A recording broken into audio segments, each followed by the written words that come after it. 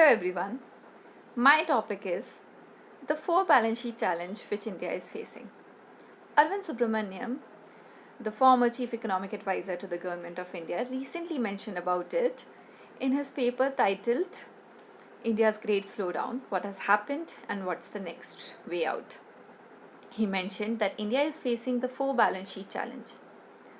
Earlier, when he was serving as the chief economic advisor to the government of India, he mentioned about the twin balance sheet challenge, which the economy was facing back then.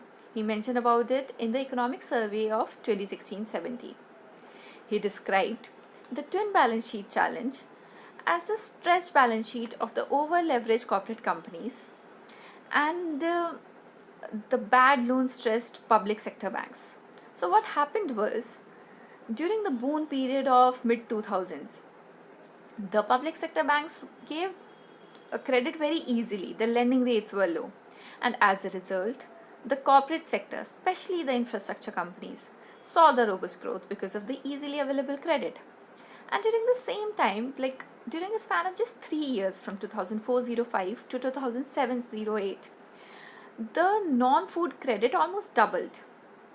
And at the same time, Indian Parliament saw UPA 2 regime. It was a coalition government.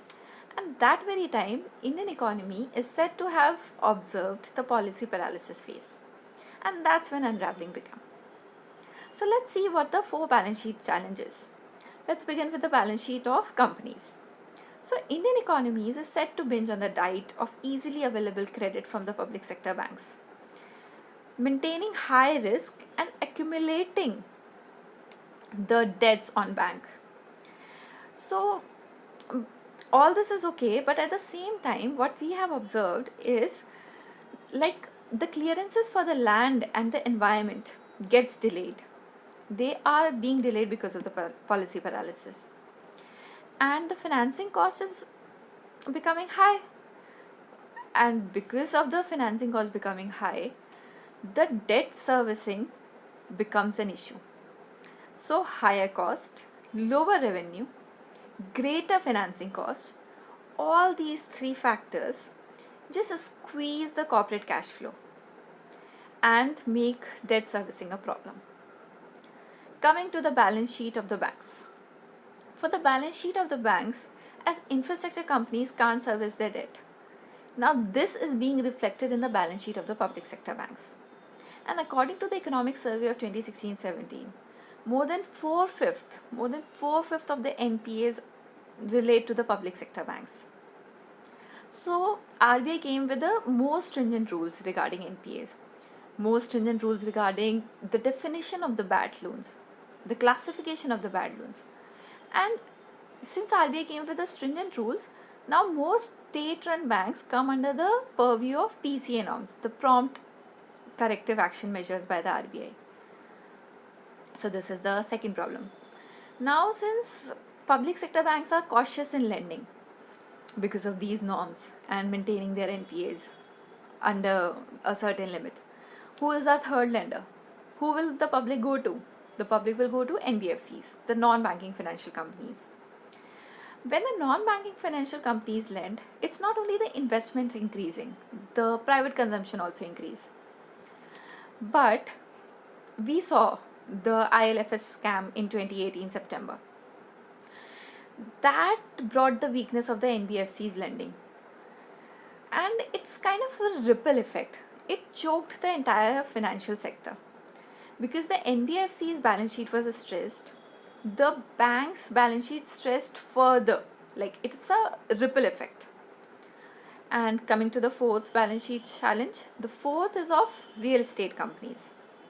So the major lending from the NBFCs went to real estate, and real estate companies were already facing a precarious situation.